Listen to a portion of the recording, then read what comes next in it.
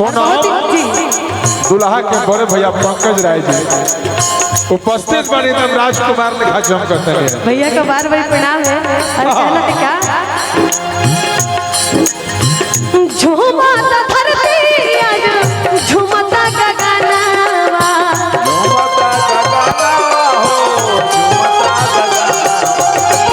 बात सहनाई देखो हमरे अंगनवा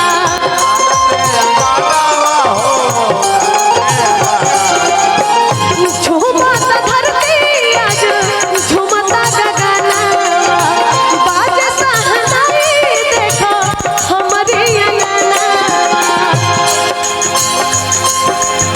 सब गानो राइल बाटे सब गानो राइल बाटे सब गानो राइल बाटे कौआ जवान हो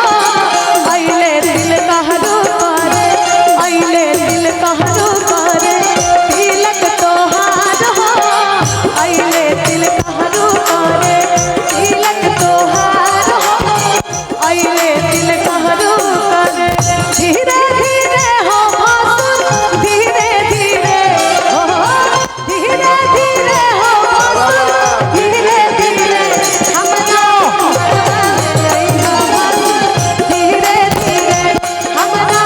मरवा में अइहा भासुर धीरे धीरे धीरे धीरे हो साला धीरे धीरे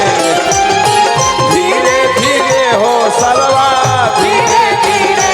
आलो दिल जरइहा धीरे धीरे हमारा आना है साला धीरे धीरे अइले दिल कहरो करे तिलक तोहार हो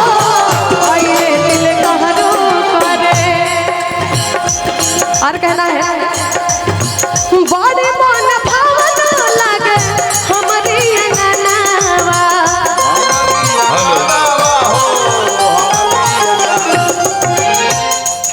महाराज जी मैं गवाता